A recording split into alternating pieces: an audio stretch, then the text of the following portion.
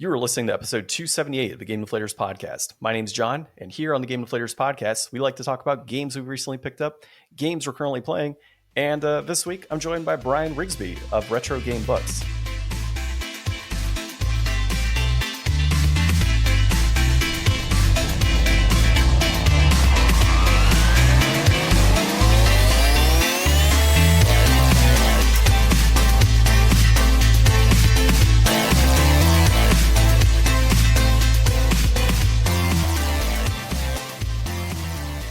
Brian, how you doing?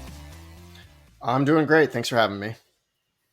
Appreciate it, man. Brian, if you could just give a quick little tidbit of who you are, maybe where folks can find you. Yeah, of course. So my name is Brian Riggsbee. I live in San Francisco with my family. I'm a former game developer. I've left that behind a long time ago. And I'm the owner and operator of Retro Game Books. So retrogamebooks.com for people that want to check it out. We produce a number of different types of retro gaming books, including history books, art books, and everything in between, some Metroid theme stuff, map series. We even have a coloring book and lots more on the way that I can tell you about later. You can see us at Portland Retro Gaming Expo later this year. We'll try to pop into some other expos as well. And I'm on all the social media platforms except for TikTok and Facebook, so you can find Retro Game Books there pretty easily. And yeah, that's pretty much my identity these days, is running that. We've been around since 2020 and lots more to come. And I'd love to tell everyone about that later. Awesome. We've actually had a couple giveaways for Brian on the Twitter handle as well as Facebook. So you can find those at Game Deflators on Twitter or X, at The Game Deflators on Instagram and Facebook and Threads. We're also on thegamedeflators.com. And of course, you can find us on YouTube at The Game Deflators, as well as your podcast app you're listening to now. Leave us a 5-star review, leave some comments, like, subscribe, all that good stuff. All right. So, Brian, before we start diving into everything, let's talk about some gaming pickups. I mean, you're a gamer, obviously. You've got Retro Game Books. So I'll pass it off to you first. Is there anything that you picked up this week from any type of gaming, board game, card game, video game? Sure. So it's kind of funny. I was recently gifted a PSP. I haven't actually received it yet. It's in the hands of the gifter, but it is guaranteed to me. So I started, crawling around in eBay and looking for some PSP games and getting some recommendations from my friends. I'm told I'm getting some games with it. I don't even know what they are. So I'm kind of excited. I'm not expecting them to be, blockbuster type titles, but the one game I did pick up based on a recommendation is called Everyday or Everyday Extra, not to be confused with the digestive probiotic that seems to come up when you search for it as well, if you don't put PSP next to it. But it looks like a fun kind of, I don't know, it looks almost like a space puzzle kind of rhythm game. It looks like a rhythm game, but I don't play a lot of rhythm and dance kind of style games, but this one was recommended, so I'm going to check it out. My very quick PSP story is that I used to own one. It was at my last gaming job that I had left my PSP with the one game I owned, which was Crisis Core, the Final Fantasy VII prequel that I think people are starting to recognize again now that people are playing a lot of FF7. And some people broke into our office late at night when we weren't there, and they didn't take much. They tried to get into our server room. They couldn't. But they did take my PSP with Crisis Core that thankfully I had finished. But I've always been bitter about losing my PSP. And so I'm really excited to get it back. So it's like, this is my latest pickup. I just haven't actually done anything with it yet, but I will soon. Which version? Is it like the PSP 3000? Is it like a special edition one you're getting? I don't even know. I felt like it was beggars can't be choosers. And I was so happy that someone reached out to me and said, like, I'm moving. I'm getting rid of so much stuff. And I said, you're crazy to give this to me. But thank you. And I appreciate it. And I will take anything you're willing to give me. I think there's some other things in the goodie bag that's been left for me. I just need to go get it pretty soon and check it out. Hey, that's the best type of gaming pickup, man. And I was going to recommend, you probably already played it or heard it, Luminous, the puzzle game with like the little that box. Was on my recommendation list, and I do need to check that out for sure. Yeah, that is a good one. It's a lot of fun. So I've actually got 1 and 2, I think, on my PSP. So awesome. Yeah. So as far as I guess gaming pickups on my end, I went to Game on Expo yesterday. So I'll talk about that here in a bit. But one of my pickups was Cathedral on the Nintendo Switch. So our friends at Premium Edition Games, who will actually be on next week to hype up their direct that they're going to have on Monday of next week. They have Cathedral, and that's one of the games that they sell. So I picked up a copy there, as well as the hype button patch that they had at their booth. So that was a lot of fun to kind of chat with them and get a couple goodies. And as far as gaming pickups, I think that's it on my end. Actually, I've been kind of few and far between. I guess I did finally get my copy of Dot Hack GU remastered or whatever it is on PS4. I had noted that on the last podcast episode, and it finally came in. It's got some thumbprint smudges all over it from Amazon as a used copy, but I mean, you can't complain at like $17, so it's totally worth it, that price point. So I guess the next thing here is gaming pickups. I mean, not gaming pickups. Sorry, games we're currently playing. We already did gaming pickups. Is there anything that you're kind of dabbling into right now? Maybe something you're heavily involved with for gaming? Yeah, definitely. So I'm the kind of person where I like to just play one game at a time. I'm kind of similar with like TV shows and stuff too. Just kind of pick my lane, get into the narrative, like soak it all in. So the only game I'm playing right now is Final Fantasy VII Rebirth, which I'm sure many people are playing. People listening right now, do not worry. I'm not here to spoil anything. I'm extremely anti-spoiler, so I would not do that. I'll just say that I absolutely love it. I'm itching to jump into it again as soon as I have some time. It's just such a pleasure of a game. It's absolutely incredible. The game I had finished before this was Octopath Traveler 2, which is also excellent and also has that advantage of something you can play on the Switch. So that was great on the go. But yeah, Final Fantasy VII Rebirth, I can't believe what they've been able to do with this series. And it's taken, remakes to a whole different level. And every minute I play, I'm enjoying it more than the minute before. It's something you think you would get a little tired of, but nope, it's not something I'm getting tired of, dozens of hours in. So I do have to ask you on this one because I haven't played it yet, and I haven't really scoured the internet to find as much as I can because I'm obviously waiting until the next one before I even start up the remake, which I'm sure is a disservice to myself to do that, but still. When we say spoilers for this game, is there a lot of like obvious differences, maybe from like a story perspective or just a in-game perspective, that would constitute as major spoilers beyond what we know of Final Fantasy VII? I'm just genuinely curious on that. Yeah, it's a good question. And for what it's worth, I have a friend who's doing what it sounds like you're doing, which is waiting for the trilogy to kind of wrap up to just kind of binge it all, which I think is bold because my guess is like the biggest spoilers are going to come in the third part. I'm not done with the second one, so I don't really know. I can say that I've been saved from seeing any big spoilers online, so that either means they're not there or I'm being really careful. I don't know, right? I'm too scared to look closer, but my experience so far is similar to the first entry in the remake. It really just adds a lot of content. It really kind of beefs things up. It changes some things too, but not in like a major way. But then it adds new layers on top of the story, both old and new, which again, I don't want to spoil, but it's just different. It also has these meta layers. It almost feels like an ode to like the developers, like they're part of the meta layer as well. It just has so many layers just kind of baked in. It's something that you could enjoy if you've never played the original. I've heard of people that played remake and then played the original and now are playing Rebirth, and they have a whole different perspective about it because of the order in which they're doing it, which I think is really fascinating. I had replayed the original something like 7 years ago, so it's like kind of just enough to kind of remember, and I'm like, oh yeah, I remember this chocobo thing kind of. But it's definitely different. It is packed, absolutely packed with content.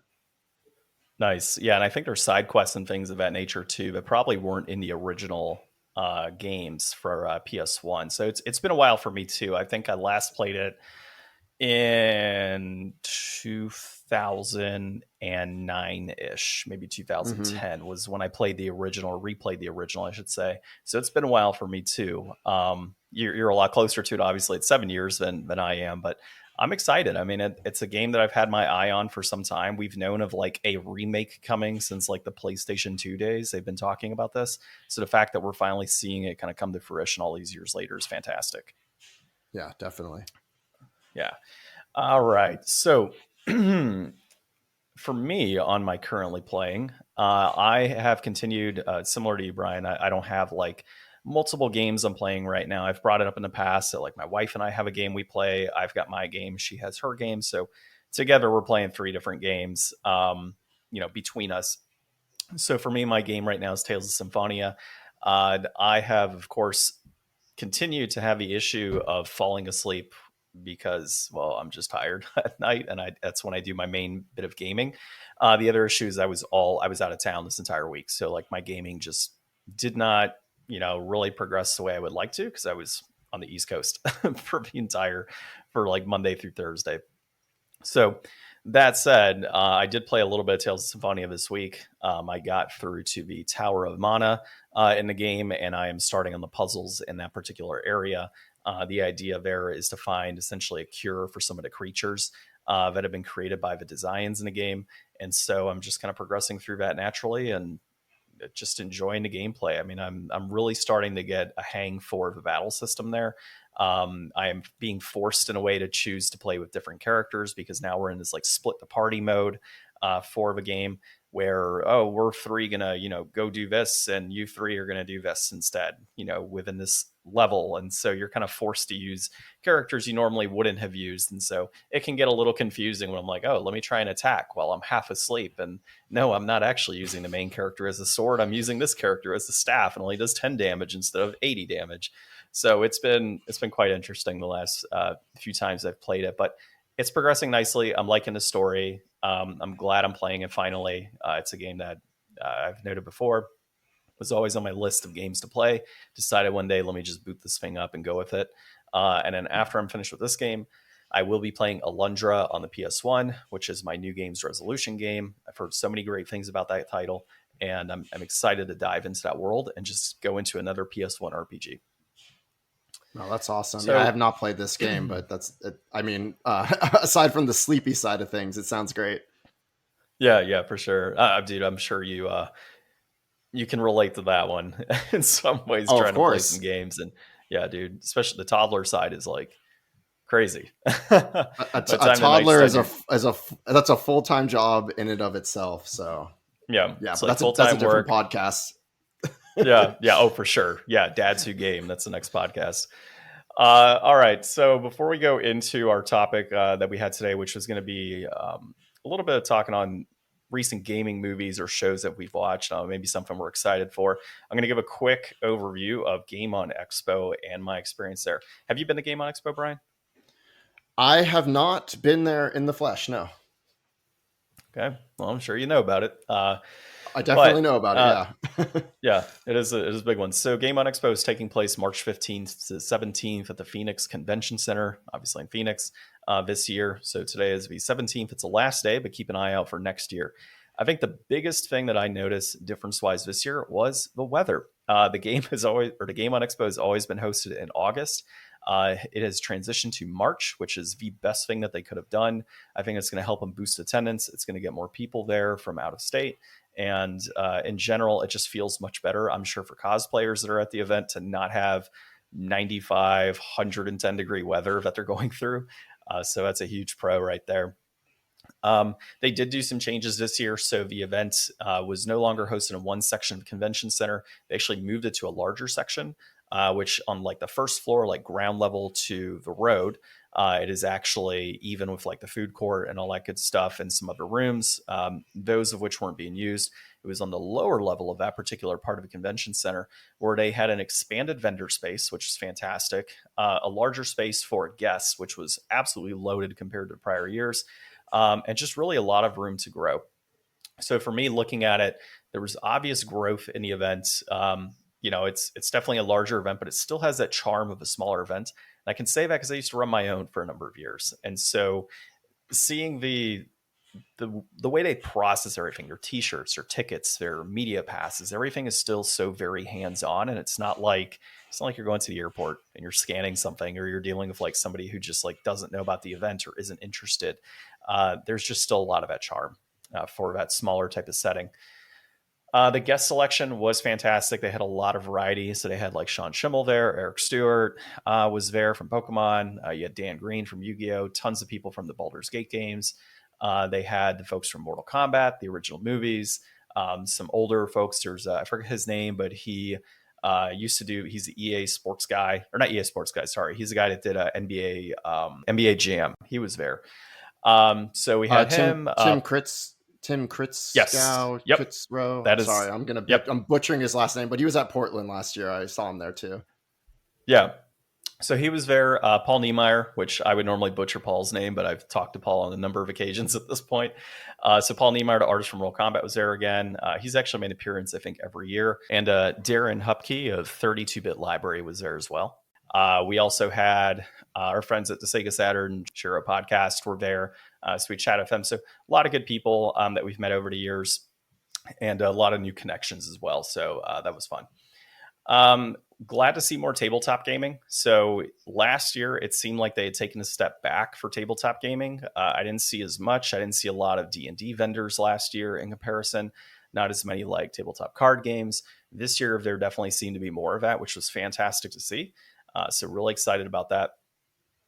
Gaming definitely remains at the core of this event. So definitely felt like in terms of vendors, there were less, collectors who happen to have some stuff sitting in their garage and they couldn't sell it on eBay. So they decided to slap it on a table in the vendor space. Like there was less of that this year, which was great. My thought is that they either raised vending prices, so it kind of reduced the amount of people like that were coming through, or those people just, given where gaming prices are today and how difficult it is, just like go garage sailing and get stuff. Probably less of those types of folks remaining that are just jumping in these events to sell their excess off. So that was nice. And then there was just a decent selection of vendors in general. Lots of good artists, authors, gaming folks, just, different vendors. It was great. There was a lot of that going for it. I mentioned a new location already, so I was definitely happy about that. And then I didn't get to see much programming, but this year they definitely had a wrestling ring in the middle of the vendor room, which was, I don't know, dude, if you've gone to any of these expos and there's a wrestling ring there, this is a first for me.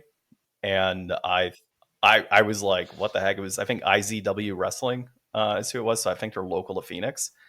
I didn't get to see a wrestling match. I kind of wish I would have, but I had my toddler with me. So that that was going to be an issue. Just That's having so him sit cool. there. And yeah, it was, dude, it was interesting. Like, I mean, I've seen giant screens, giant controllers. I feel like those are usually the oversized novelties, but I definitely have never seen a professional wrestling ring. And I think that's kind of awesome.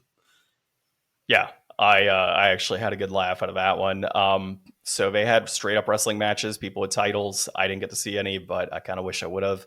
That would have been interesting. They did have Ted DiBiase there though. Was the $1 million man. Yeah, he was actually there. I didn't get to see him. I kind of wish I would have like snapped the photo from a distance, but didn't get to see him. And then as far as like general programming panels and all that, I didn't get to go to any programs this year. I'm not going to go in there with a toddler. I'm just not, to disrupt any of that. But I have been at a program in the past. It's always good. Most conventions are pretty good with their programming. And then there's some that are notoriously bad, where panels don't get hosted and all of that. These always pop off. There's always a great fan base within the panels, good discussion points that are made. So, I didn't feel I needed to dive into a panel to kind of re-review what I've seen in the past, and has been very positive at this event. And then the only issue I had, and this is, I think, just generally a market issue nowadays, and you've probably seen this too, Brian, is when you go to these events now, once they get to a certain like size, the guests that they bring in from like voice actors and actors and all of that, it gets to a point where there's so many of them. And if you want to meet them, you better be ready to pay up. They all are on a guarantee basis. So they're all sitting there, they're charging however much. I saw autographs yesterday for like $60, selfies for $50, things of that nature. So, I mean, if you don't have a ton of money and you're going in this thinking, I'm going to, buy a ticket, I'm going to enjoy some free programming, I'm going to get a picture of one of my favorite voice actors or artists, whoever it may be, in addition to buying stuff, be ready to shell out some money for sure. Yeah. Yeah. It's You it's know, interesting. Like you mentioned the voice actor from NBA Jam. I mean, the one thing I could add to that conversation is that I read that NBA Jam book last year, and one thing that was pretty eye-opening about it was just how little money he made, because this was before people were thinking about royalty deals, quite as much, right? To hmm get that kind of like reoccurring revenue into the future. And it was more of like, hey, we need you for a couple hours, record your lines, here's your money, come back yep, again maybe for the next game, we'll reuse some stuff. And that guy deserves a much bigger slice of the pie. And unfortunately, it's not coming, from the publisher and developer. yep. So I definitely don't, in cases like that, I don't blame, kind of crowdsourcing that a No, little bit into the future. But at the same time, you think about the, your average person in there, like they can't shell out $60 for every single autograph on the floor, right? They're probably thinking, oh, I'm looking for that one rare game or that one missing piece in my collection. I got to kind of pick and choose, where I put this money. And so it's a hard choice, I'm sure. yeah. And, in the instance of some of those older artists and voice actors, that were in the game very early on, like you said, before royalties were a thing, totally get that, right? Like Tim's prices were actually well below what Mm, other folks are charging. Whereas there were some folks that I'm not going to call out names, but some folks that I was seeing there, but that they are on a lot of recent projects. They've got, SAG behind them. They've negotiated royalties over the years.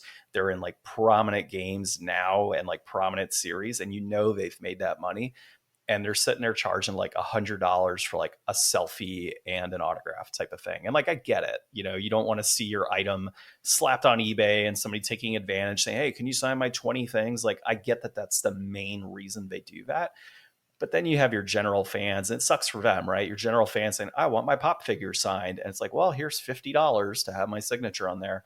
And in the grand scheme of things, like, I don't mean in like a super negative way, but a lot of the folks that are signing stuff, their stuff isn't going for like $300-400 on eBay, right? We're not talking about like Hall of Fame quarterbacks and things of that nature. We're talking, somebody that voiced a character in a video game or voiced a character in animation, or, a particular show may have had a few lines. And that's kind of disheartening to me to see that nowadays. And that's really just where the industry has gone in general, and where scalping has kind of taken things too.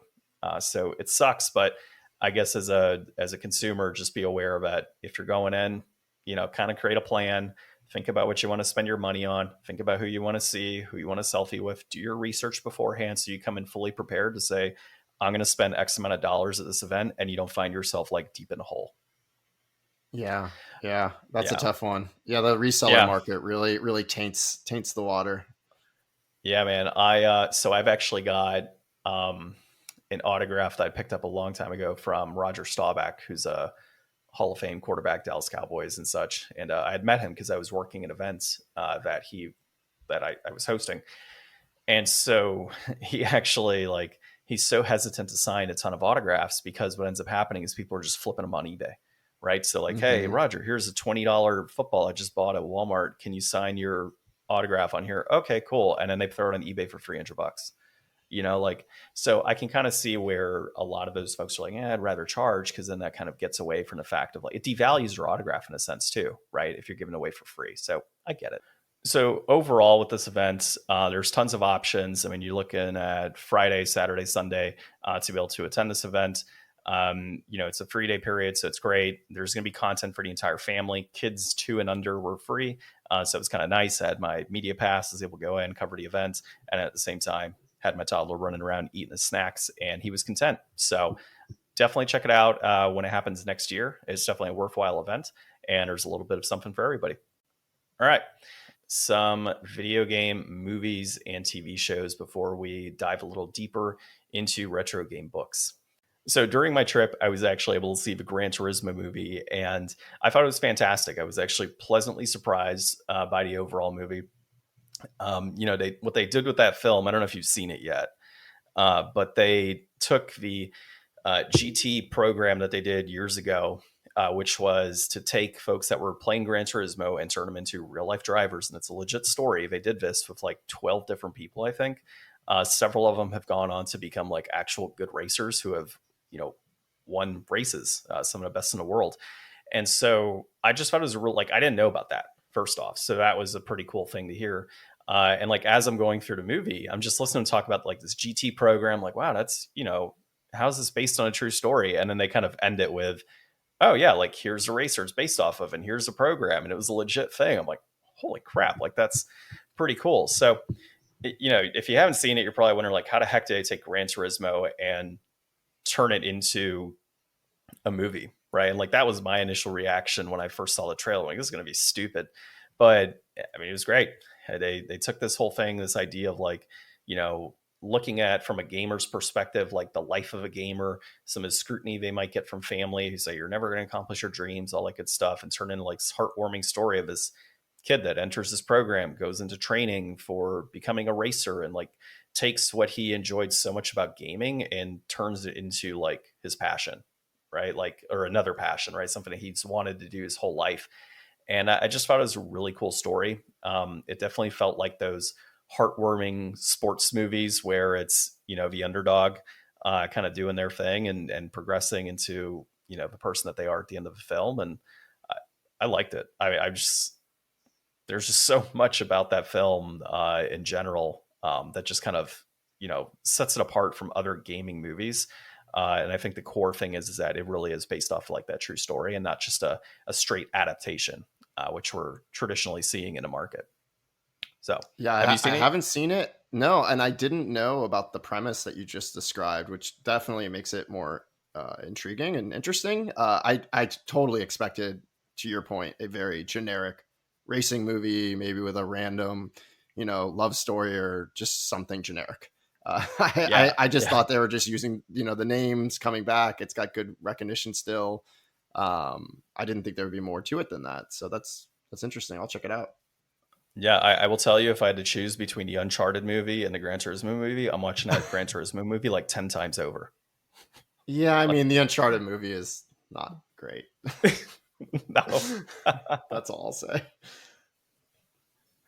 So is there anything that you've caught recently from just from Let's see. gaming movies or So, adaptations?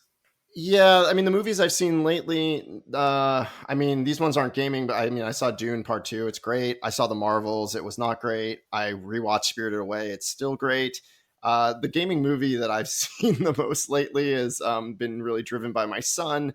When, we watch in 30-minute bursts at the end of the day, which is the Mario movie. So I think I've found every Easter egg in this movie at this point because I don't really have a choice but to let my eyes gloss over or glaze over and like just kind of stare at things in the background and close my eyes and listen for like weird little sound motifs to kind of fire off. And I'm like, oh, right, that's that sound effect from that old game, or that's that thing in the background that says level 1, 2 when they go into the basement. Like those cute little things that they kind of added in there because I can't enjoy the storyline anymore after the first going. The other thing I'm checking out on the TV side is it's video game adjacent, I guess you could say, which is the original X-Men cartoon from the mid 90s, because like a lot of people, I'm trying to like kind of catch up on it so I can watch X-Men 97 when that drops soon.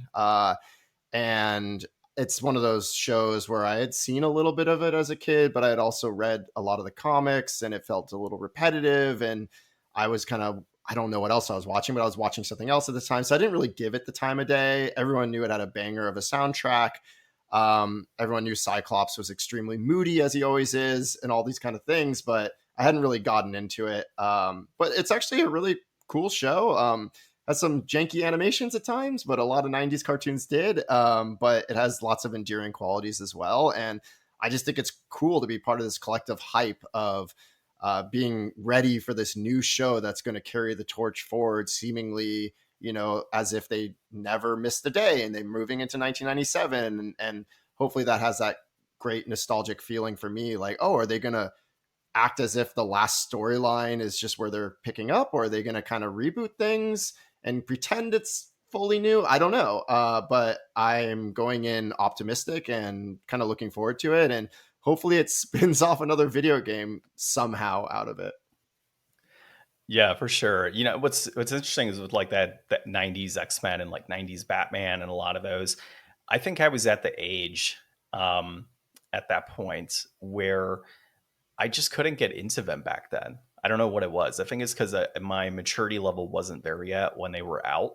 That it just didn't stick to me that the way it does for a lot of other people. Like Gargoyles is another one. Like that was a show that I watched a little bit as a kid, but I just could never truly get into it versus like Power Rangers, right? Like, which I think at that point probably required a little less attention to detail and what was happening. So what I need Mhm. to start doing is actually rewatching a lot of those shows and start appreciating like what it was back then that I kind of missed out on. Cause for me, it just never stuck. It wasn't like my true nostalgia piece. Right. Yeah, I mean But that's I'm really happy exactly to see it. those. Yeah. There, it was a lot of high level details. Is what it came down to. I'm sure there's a lot of innuendos in there too, but I never caught when I was younger for obvious reasons. So, um, with a lot of these gaming adaptations too, 2023 in general, I had quite a few I didn't even know. Like there was a new Castlevania series that had been released. Oh Minutia apparently had a series released on Netflix. I had no idea. And then of course like 2024 we're looking at things like there's a Tomb Raider show, like an animated Tomb Raider that's coming out. We're of course going to get 2025 The Last of Us Part 2. I think 2026 is the new Mario movie if I recall correctly from the direct or 5-minute direct they had on Mario Day. So the future is bright as far as gaming adaptations is concerned into TV and movie. So I'm The excited. uh There's a the, lot of good stuff. that that Castlevania show, the few seasons that they have, I personally think are excellent. I just think they've done such a good job building on those classic NES characters, and the animation is beautiful. The story's good. It's very witty dialogue. It's fun. It's definitely worth Yeah. checking So out, even if you only lightly like Castlevania. As long as you like yeah. the dark kind of theme, I think people will be into it. So like the first 3 or 4 seasons they released, I loved it. I actually watched those. The one that was just released, I think it was God, what's the name? I just saw it. It starts with like an N. I think for whatever reason, I think it's like I think Castlevania, it's like Nocturne. Nocturne. Nocturne, Yeah. yeah. You know what? I hear Nocturne and I automatically think what's Shin Megami Tensei? The yeah, Nocturne. So every time I hear about that's what I think of. But yeah, so that Castlevania series that was released uh, this past year, that particular season. I haven't seen that one yet, so I'm definitely interested to see like, is it as good? Like, will it hold up as well as the other animated series that they released, the 4 seasons or 5 seasons?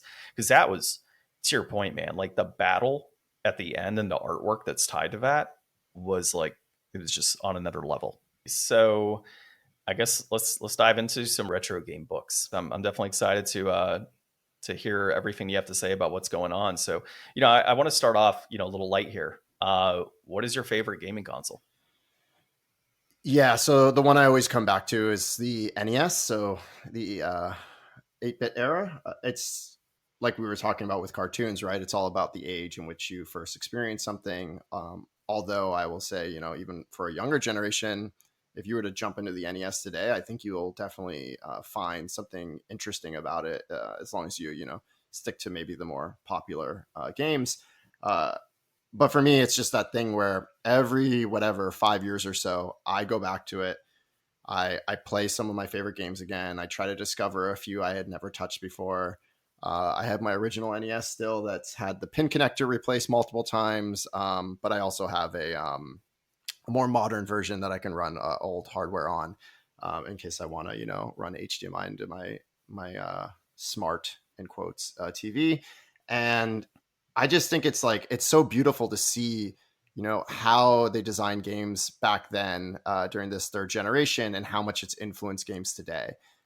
The way they tell stories with very little dialogue, the way the manuals tie into the gameplay, which is true for other systems. That's not just like an NES thing, but just the importance of them. Uh, I also like there's some homebrew games that come out every now and then, and some of them are worth checking out. Like people put a lot of work into these things, and it does pay off at times. And Full Quiet was one I played last year, brand new NES game. It's so amazing. I drew a map on grid paper and had so much fun doing it, pretending I was a kid again, solving puzzles. It's an excellent game. If you like the NES, please support them and check it out.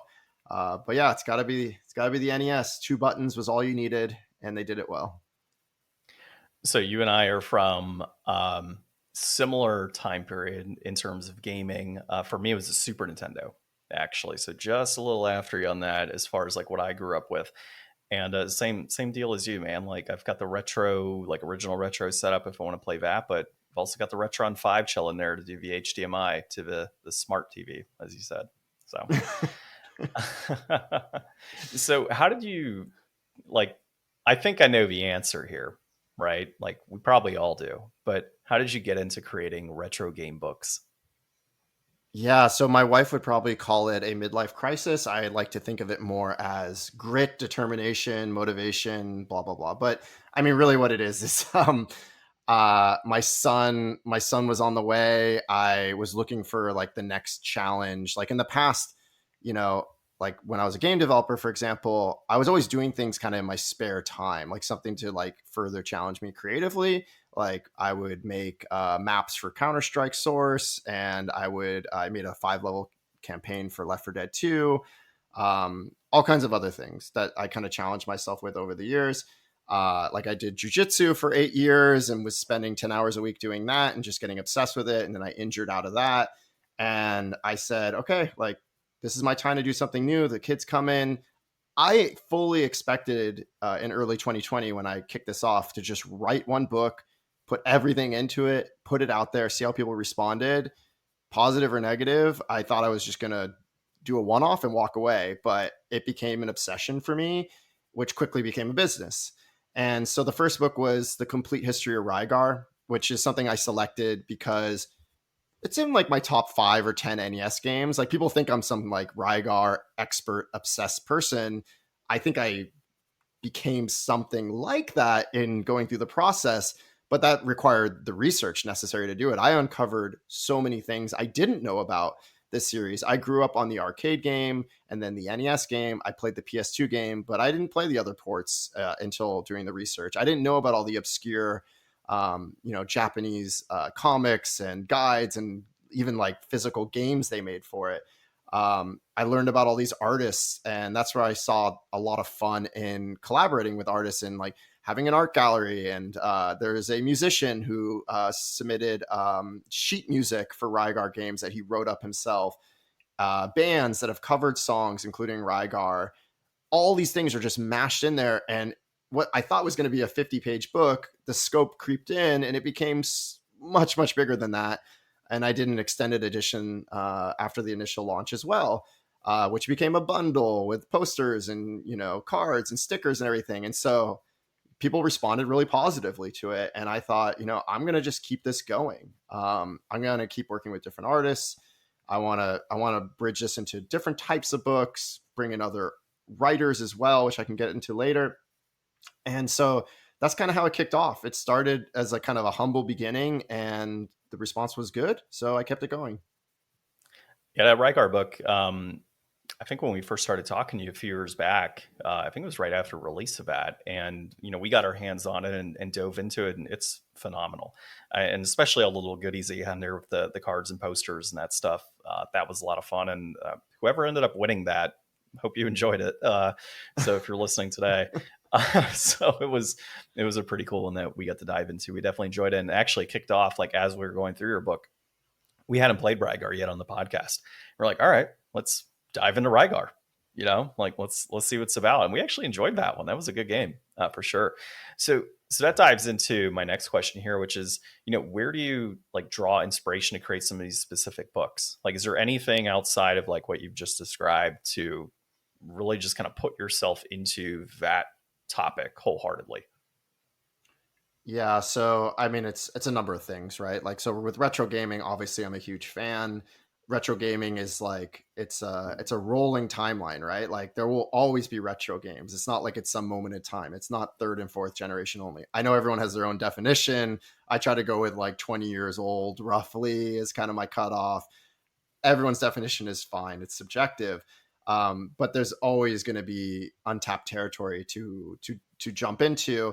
And on that point about, the untapped territory, like I want to create things that haven't been done before. Like I think there's amazing gaming coffee table books out there, for example, and art books. But I want to make sure I'm doing something somewhat unique. I want to tap into a niche. I want to do something that hasn't quite been done before. And, the Rygar book is definitely a strong example of that. with the video game map series, I think a lot of people out there, retro and modern gaming enthusiasts alike, love maps and games, in-game manuals, posters, whatever it is. But I wanted to see something that really pulled it all together. And so that's why I've been continuing that kind of series. The kind of test I give when I decide, should I pull this out of my backlog and start producing something, or hire, contract someone to work with me on this, is this something I want on my own shelf? Is this something I would put in my own collection? If the answer is no, I'm not going to do it. So that's kind of like the first line of defense. Like, is this worthwhile to me? And so I'm not just proud of the stuff I've produced or worked with people on just because it's been created, but I look at it, I flip through it. I'm like, okay, it's been a little while. It feels fresh. Sure, when you create things, they you get a little burned out on them because it takes a lot more hours, I think, than people might realize, or maybe they do. But when I can go back to it and have that fresh feeling again, it feels great. The other thing is that there's like a lot of content in, like, especially in like Japanese, magazines and guides and stuff, that a lot of the, the Western and North American population, like, maybe hasn't had a chance to really explore. These things are more accessible these days if you really, really dig, but I like to kind of see like those different areas kind of mashed together and seen in a cohesive way. The other thing I think about a lot about is like preservation, right? Like there's some people out there that are really into like preservation, like archive.org and like the video game library and like other projects like that. And I want to be a part of that in some way. I want to make it so that if these games are hard to find in the future, many of them are already hard to find, and there's little facts people want to know, and they don't want to spend hundreds of hours looking up a certain topic. They want to see it in a book. We have that preserved, like it's there. And then the last thing I'll say is I'm always looking to collaborate. I just think it's fun. So the Metroid book, it's called Pixel Art Metroid. It's got interviews, it's got tutorials, it's got articles, but the meat of it is an art gallery of modern pixel artists. And so, everyone permitted to have their work featured in that. And it's something like 150 plus people. And it's just like, how else are you going to see all these things come together unless one person puts in the time to kind of pull it all together? And so I'm willing to do that. And I want to see all these things together and collaborate with these people. The other part of collaboration that's really fun is we always contract different artists for the covers. We've dipped back into some people, but like I'm trying to work with a breadth of people for variety's sake and diversity's sake.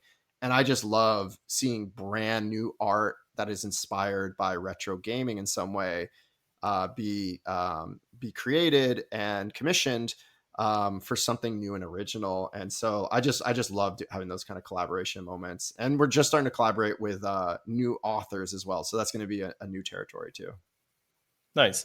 You brought up a good point on the bringing it all together, right? Like having to search it up. And, it's a good point, right? Like you could sit there and Google every single thing and try to piecemeal it together and make sort of semblance of like the history of some of these games and, the content that you've done, or you could pick up a book like you've got, right? And it's all kind of compiled together. And if you want to do any additional research beyond that and, explore deeper, you're welcome to it. But just having all of that in one source, I think is fantastic. And the fact that it doesn't involve the internet, it doesn't involve having to search up a bunch of content because it's right there at your fingertips. So it's pretty cool.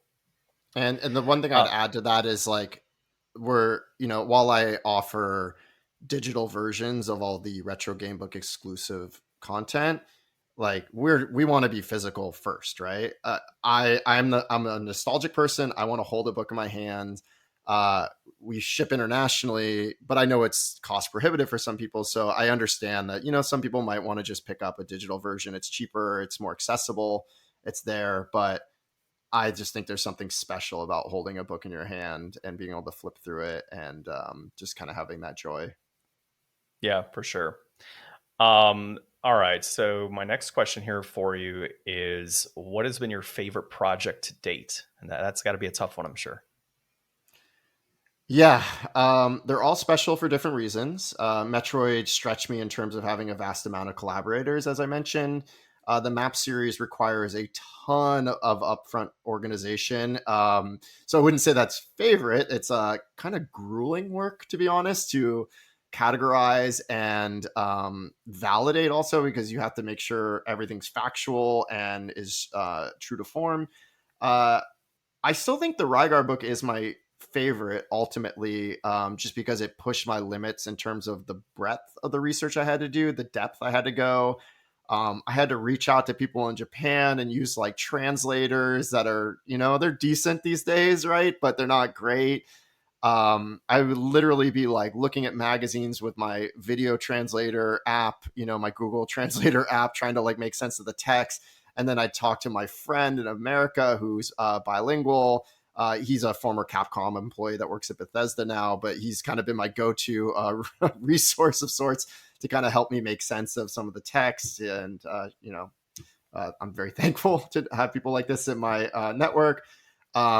It also really challenged me as a writer, because I don't think of myself as a writer first. I think of myself more as like a designer and a producer, which are the things I did in gaming. But I think of them as also like a producer in the sense of like project management and like kind of putting projects together and making sure they work well and running the business side of things. And on the creative side, like doing layouts and like seeing what works well. But as a writer, like that's something I've had to really fine tune more and more. It's like everyone says, like the more you write, the better you get, and you got to just put things out there. But the point I'm trying to get to is I work with an editor, Justin Severson, and he's an incredible writer. He definitely elevated my words in that book and taught me a lot as I went. He's been editing the majority of the Retro Game Book exclusive books as well.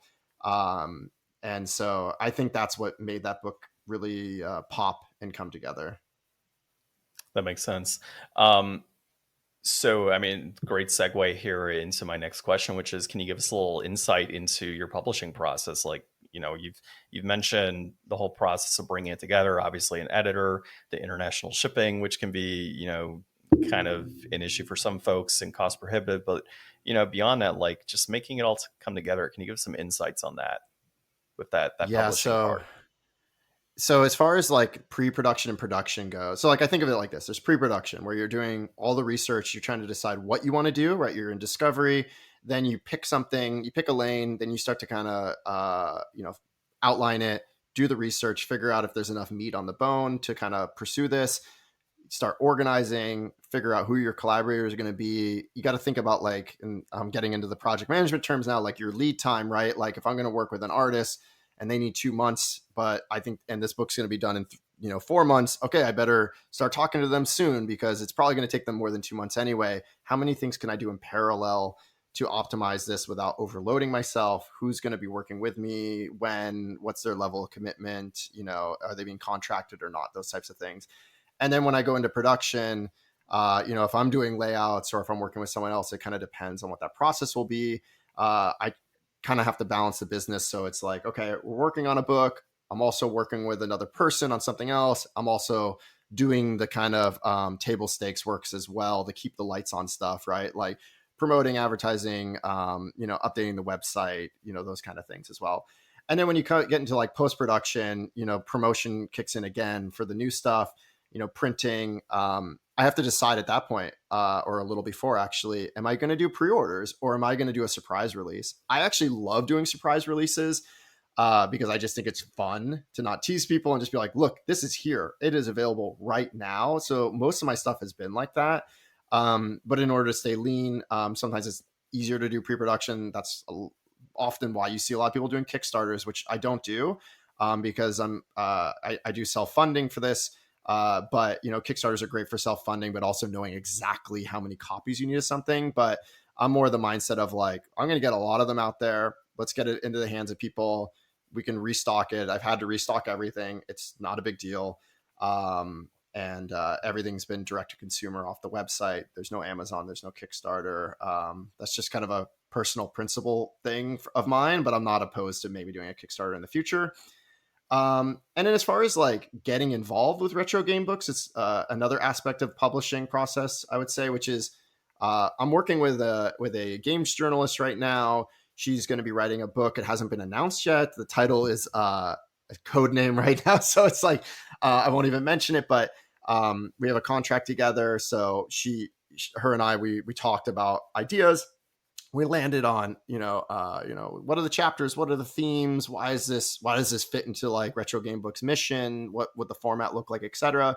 And we're running with it. And so you'll see new artwork for a cover. You'll see amazing prose, and that'll all be happening.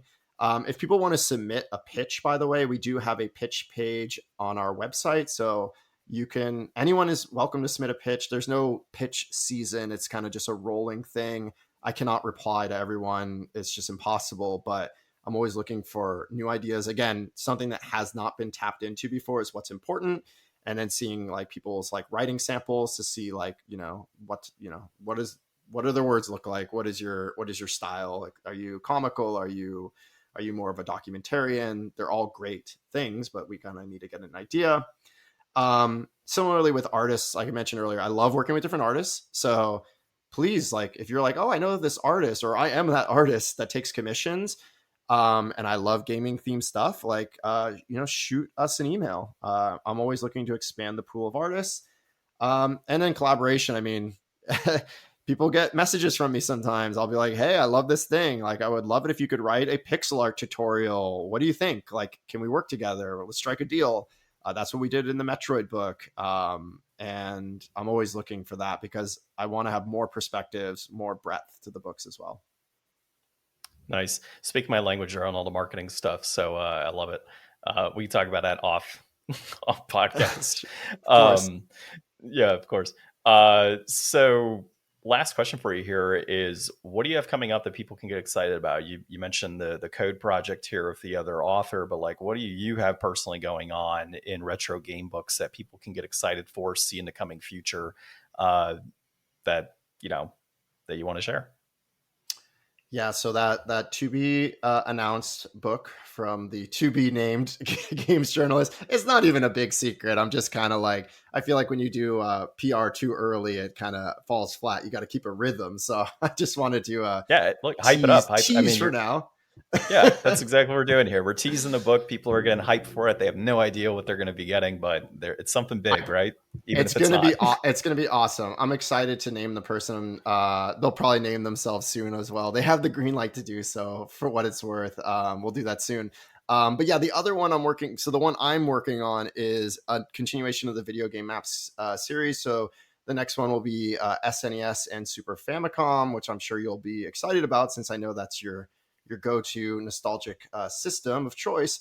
And this is going to be a big boy. I don't think calling it a book is fair anymore. It's feeling more like a tome at this point. It very well may be broken into approximately 3 volumes, just because it's going to be pretty hefty. We're looking to do hardcover on this one. The nice glossy paper, of course, that you would want in an art book.